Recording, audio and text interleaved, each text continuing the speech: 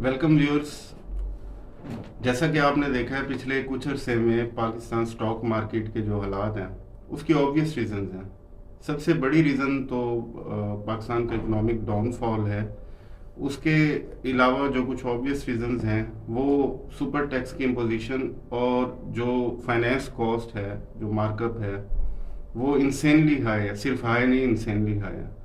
और इसी वजह से बहुत सी कंपनीज सफ़र कर रही हैं और कुछ सॉलिड स्टॉक्स भी हमने देखे, इवन फर्टिलाइजर सेक्टर के या फूड कंपनीज के, ये दूसरे भी हैं, ये फाइनेंस कॉस्ट और सुपर टैक्स की वजह से बहुत ज़्यादा डाउन जा रहे हैं।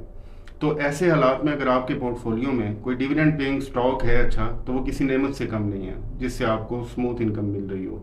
तो ऐसा ही एक स्टॉक आज हम डिस्कस करने जा रहे हैं जिसने पिछले 2-2.5 साल में अपनी डिविडेंड पेइंग हिस्ट्री के सारे रिकॉर्ड तोड़ दिए। इस स्टॉक का नाम है हब पावर कंपनी और पिछले 2 साल में इसने बहुत ही अच्छी डिविडेंड पेइंग एक हिस्ट्री क्रिएट की है। अगर फाइनेंशियल ईयर जो अभी एंड हुआ है 2023 इसकी बात करें तो इसमें इसने तकरीबन 14-15 रुपए का डिविडेंड दिया है, जो कि इसकी करंट प्राइस है जो कि 75 से 85 तक पिछले कुछ अरसे में रही है।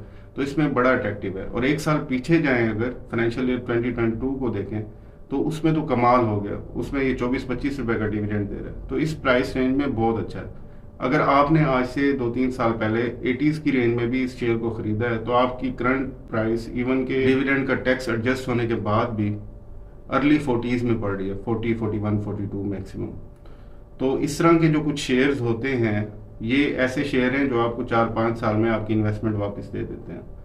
तो अगर तो आप स्मूथ अपनी एक डिविडेंड पेइंग इनकम जनरेट करना चाह रहे हैं तो इनसे बेहतर कोई ऑप्शन नहीं है। दूसरी साइड पे अगर आप क्विक रिटर्न चाह रहे हैं तो उसमें फिर रिस्क साइड बहुत हाई है। और मैंने हमेशा अर्ज की है कि आप चाहे आपकी रिस्क एपिटाइट बहुत ज़्यादा भी है तो फिर भी अगर आपका 30-50% depending upon your risk appetite and future goals, अगर आप 30-50% डिविडेंड पेइंग स्टॉक्स रखते हैं अपने पोर्टफोलियो में तो फिर आप मार नहीं खाएंगे। दूसरी साइड पे अगर आप अग्रेसिव रिस्क टेकिंग की तरफ जाते हैं तो पाकिस्तान की फिर इकोनॉमी के हालात आपके सामने हैं, फिर आपको बहुत ज़्यादा नुकसान हो सकता है। अब अगर करंट सिनेरियो में हबको को देखें हम, हब पावर कंपनी, तो इसके फ्यूचर को लेके मैं बड़ा ऑप्टिमिस्टिक हूँ। उसकी रीज़न ये है कि इसके जो जॉइंट वेंचर्स हैं, जो इसकी इन्वेस्टमेंट है, ये सिर्फ एक कंपनी में नहीं है, पावर जनरेशन की तरफ इन्होंने हर साइड को टच किया हुआ है।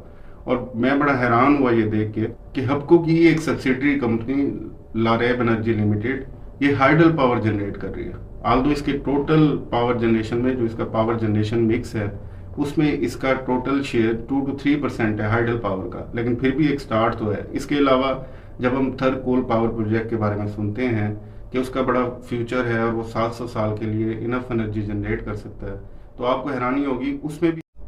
और थर के अलावा आप देखें ऑयल एंड गैस एक्सप्लोरेशन में भी ये काम कर रहे हैं, prime international oil and gas company के अंडर। और माइनिंग में देखें Sindh Engro coal mining company है जो बहुत बड़ी एंग्रो कंपनी है, उसके साथ जॉइंट वेंचर है जिसमें सिंध गवर्नमेंट भी है। तो ये उसी कोल की माइनिंग में भी अपना रोल प्ले कर रहे हैं। लारेब एनर्जी की हमने पहले बात की, इसके अलावा ऑपरेशन एंड मेंटेनेंस सर्विसेज भी हैं इनकी। तो जैसे कि पहले मैंने अर्ज की थी कि अगर आपके पोर्टफोलियो बैलेंस पोर्टफोलियो है तो उसमें 30-50% तो डिविडेंड पेइंग स्टॉक बनता है। और पाकिस्तान के करंट हालात को देख के इकॉनमी के, तो डिविडेंड पेइंग स्टॉक्स तो ज़रूर होने चाहिए आपके पास।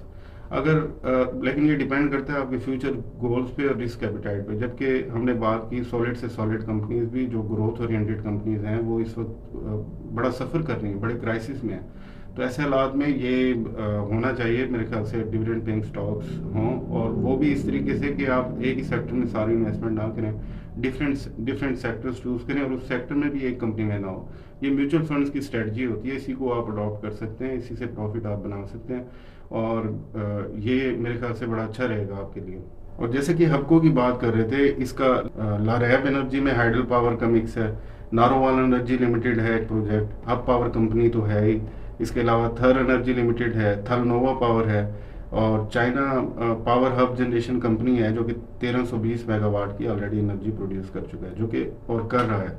और थर की तरफ से आप देखें, थर में इनका 330 मेगावाट का जनरेशन शुरू हो चुकी है और हर साल बढ़ेगी, क्योंकि थर के हम देख रहे हैं काफ़ी, सबको पता है हाई रिजर्व हैं। अगर इसकी इक्विटी प्रोफाइल पे नज़र दौड़ाएं तो 112.9 बिलियन की 112.9 अरब की इसकी टोटल मार्केट कैप है। शेयर्स जो इसके टोटल हैं वो 1297 मिलियंस हैं, और जिसमें से 972 मिलियन का फ्री फ्लोट है, जो कि 75% बनता है। अब आपको ये भी एक बात माइंड में रखनी चाहिए कि 75% फ्लोट वाले या इससे ज़्यादा वाले हम अक्सर देखते हैं कि वो हाई बीटा रखते हैं, यानी उनकी फ्लक्चुएशन शेयर्स की ज़्यादा होती है, लेकिन इनकी इसकी बहुत कम है। अब पावर कंपनी की जब से इसने डिविडेंड बहुत ज़्यादा देने शुरू किए हैं, तो ये भी एक पॉजिटिव न्यूज़ है। अब कंपनी की प्रॉफिटेबिलिटी अगर पिछले 4 साल की देखें तो 2020 में 27 बिलियन रुपीज़ का इसका रेवेन्यू था, 2021 में बढ़ के 32.9 बिलियन का हो गया, 2022 में ऑलमोस्ट डबल हो गया 62.5 का, 2023 में कम हुआ लेकिन स्टिल अच्छा है 44 बिलियन का। और लेकिन ईपीएस 2023 में भी इसकी बढ़ी है एफिशिएंसी की वजह से, और 2020 में अगर देखें इसकी ईपीएस 7.84 पर शेयर है। 2021 में ₹16 हो गई बढ़ के, ऑलमोस्ट डबल से भी ज़्यादा। 2022 में सस्टेन किया 16 पे, 2023 में बढ़ के 23 हो गई। तो ये ओवरऑल जो इस कंपनी की बात थी जो मैंने आपके साथ डिस्कस करनी